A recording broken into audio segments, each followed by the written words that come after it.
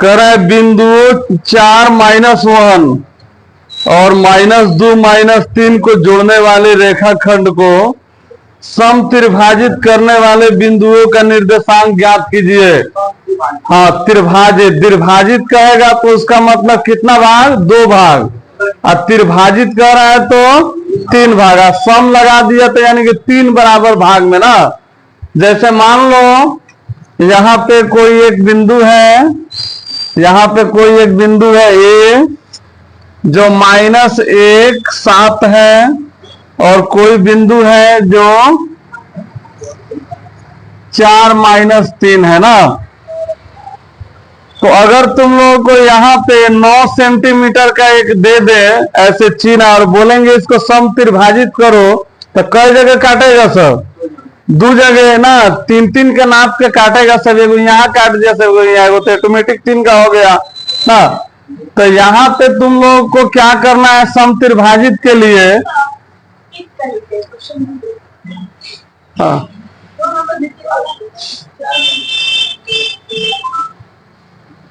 चार माइनस है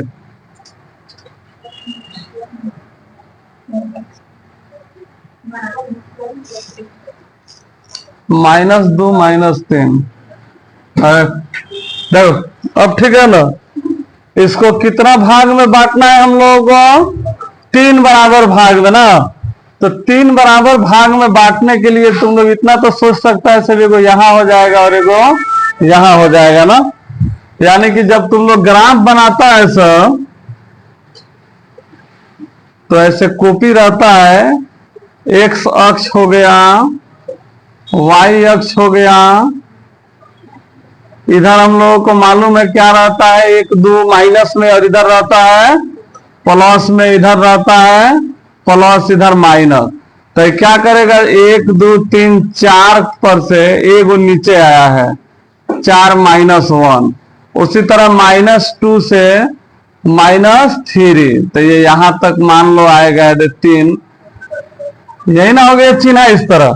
तो जब इसको 3 भाग में बांटेंगे तो आखिर जो 2 भाग जो पड़ेगा बिंदु, आखिर वो कितना कितना पे पड़ेगा ना।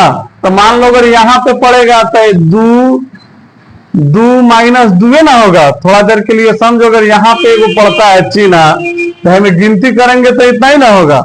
उसी तरह मान लो वो यहाँ पे है तो किधर पड़ रहा है? इधर यहाँ से पड़ गया 0 कुछ आगे 2 कुछ पे पड़ेगा ना। तो बात तो समझ में आ गया हम लोग क्या करना चाह रहे हैं ना। तो क्या करेंगे हम लोग, इसका तो जरूरत है नहीं, सिर्फ समझने के लिए तुम लोगों को बताए हैं।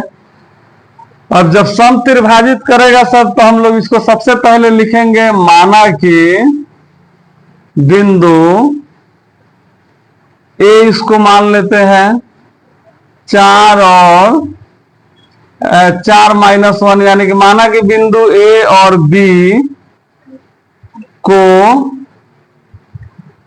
P और Q सम त्रिभाजित करते हैं ना। मान लिया हम लोग कि A और B है, जो बिंदु को क्या करता है? सम त्रिभाजित करता है। आगे तले बैठे ना, तो यहां पे जब इसको सम त्रिभाजित करता है, इसका नाम रख लिए P, इसका नाम रख लिए Q। तो यही हम लोग देखना है कि आखिर P पर कितना बिंदु पड़ेगा ना, और यहाँ पे Q पे कितना बिंदु पड़ेगा, यही चीज ना देखना है। तो Q यहाँ पे लिखेंगे PQ। तो यही PQ का निकालना है। तो देखो, जब हम लोग P का निकालेंगे निर्देशांक, P का निर्देशांक जब निकालेंगे कि आखिर यहाँ पे कितना आएगा, तो P के इधर कै भाग छूट रहा है, इधर कै भाग छूट रहा है? 1 छूट रहा है। तो हम लोग सबसे पहले लिख लेंगे P के लिए अनुपात जो होगा, हाँ 1:3 हो जाएगा ना। क्या कि इधर कितना भाग आया है? 1 भाग, और इधर कितना भाग? 2 भाग। 3 लिखवा दिया सब तुम लोग। इधर 1 भाग है ना, P के इधर छूट रहा है, इधर 2 भाग छूट रहा है ना। तो इसके लिए M1 कितना हो जाएगा? 1, M2 कितना हो जाएगा? 2 ना। इसी तरह बिल्कुल X1 यही कहलाएगा, x2 यही कहलाएगा, y1 यही और y2 यही। तो p का निर्देशांक जब हम लोग निकालेंगे तो m1 x2 plus m2 x1 बटा m1 प्लस m2, और फिर इधर लिखेंगे m1 x2 प्लस y2, फिर यहाँ पे लिखेंगे m2 y1 बटा m1 प्लस m2 ना। तो फॉर्मूला अगर याद हो जाएगा तो लिखने की जरूरत नहीं, अभी एक दो बार लिख के बना रहे हैं ताकि जो अगर नहीं समझ में आया है समझ जाए। देखो m1 कितना हो गया हम लोग का 1, x2 कितना है, x2 है -2 प्लस m2 कितना है 2, x1 कितना है 4, और यहाँ पे m1 प्लस m2 रख देंगे ना। उसके बाद में नहीं अभी घेरेंगे थोड़े, ये m1 कितना है 1, और y2 कितना -3। ध्यान से देखो तुम लोग, m2 है 2 और y1 कितना -1। अभी कई बोला कि यही x1 x2 y1 y2 नहीं समझ में आया, यहाँ पे x प्लस 2। अब यहाँ पे इसको जब बनाएंगे तो 2 एकम 2 और 4 दूनी 8, 2 एक 3, 1 तिहाई 3 और 2 एकम प्लस माइनस माइनस 3 2 1 3 ना। अब इसको फिर आगे करेंगे तो कितना हो जाएगा -6 बटा, हाँ प्लस में आएगा क्या 8 ना बड़का है, और यहाँ पे हो जाएगा 3 2 5, 5 बटा 3। अब इसको बनाएंगे तो कितना हो जाएगा 2, और इसको बाटा में है तो चाहो तो बाटा में रख दो, नहीं तो अगर पॉइंट में कटाना चाहेगा सब तो कितना हो जाएगा 3 एकम 3, और यहाँ पे बच गया कितना 2, दशमलव देंगे 0 3 6 18, 3 6 18 इतना ही ना होगा, तो बटों में भी छोड़ सकता है सब, कोई दिक्कत नहीं है। तो p का निर्देशांक तो हम लोग को निकल गया कि p का कितना हुआ ना, यानी कि p बराबर हम लोग आ गया इतना। फिर हम लोग लिखेंगे अब q के लिए ना, q के लिए अनुपात क्या हो जाएगा,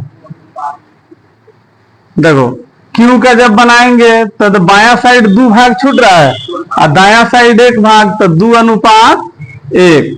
तो अब q के लिए m1 कितना हो जाएगा, इसके लिए m1 हो जाएगा 2 और m2 हो जाएगा 1, क्योंकि इधर एक भाग में छूट रहा है ना।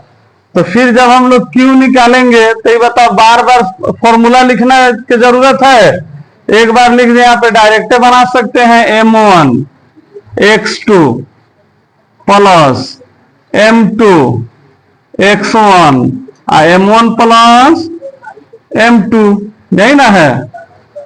अच्छा उसके बाद में फिर लिखेंगे m1 y2 प्लस m2 के बाद क्या है y1 ना, y1 तो -1 है बटा 2 प्लस 1।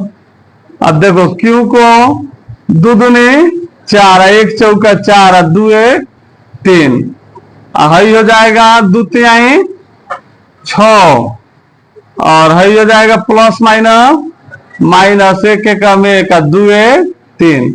अब इधर 4 में से 4 जाएगा तो कितना हो जाएगा 0, और इधर हो जाएगा 7 बटा 3, तो हई तो कट के आ जाएगा 0 ही।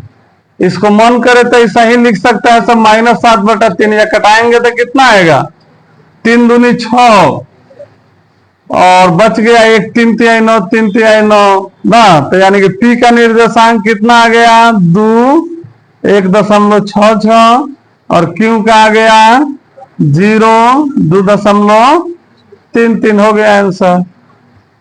ऐसे देगा तब बन जाएगा कि नहीं बन जाएगा।